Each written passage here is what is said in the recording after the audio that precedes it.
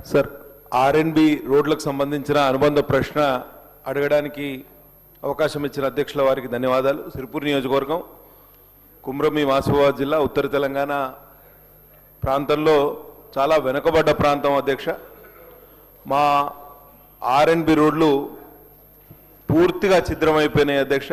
Maintenance లేదు, చాలా ఇబ్బందులు పడుతున్నాం. గుంతలు పడి చాలామంది యాక్సిడెంట్స్ అయ్యి చనిపోయిన సందర్భాలు కూడా ఉన్నాయి.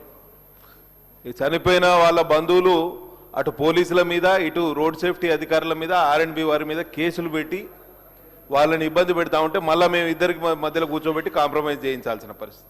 ఇటువంటి దారుణమైన పరిస్థితి ఉంది. ఆర్టీరియల్ రోడ్స్, నేను ఒక్కటే స్పెసిఫిక్ రోడ్ నేను మంత్రి గారిని అడుగుతా, ఎందుకంటే ఇది చాలా ఇంపార్టెంట్.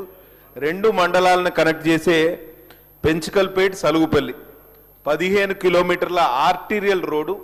అది పూర్తిగా ఫారెస్ట్ ఏరియా నుంచి పోతుంది. 15 కిలోమీటర్లు సింగిల్ బీటీ ఉన్నది అధ్యక్ష.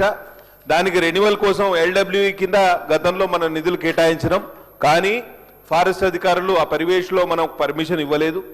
కానీ దెర్ ఇస్ అ ప్రావిజన్ 1980 కన్నా ముందు ఏవైతే కాట్ రోడ్స్ ఉంటాయో వాటికి పరివేష్ కింద మనం అప్లై చేయాల్సిన అవసరం లేదు.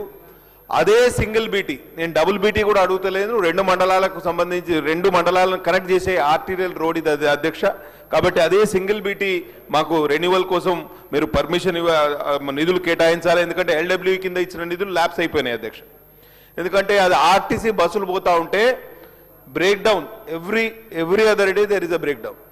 ఆర్టీసీ అధికారులు నెత్తి నోరు మొత్తుకుంటున్నారు, మేము ఆర్టీసీ బస్సులు నడపలేమని చెప్తున్నారు. కాబట్టి ఈ ఆర్టీరియల్ రోడ్ను మంజూరు బీటీ రెన్యువల్ మంజూరు చేయవలసిందిగా మంత్రి గారిని కోరుతూ ధన్యవాదాలు.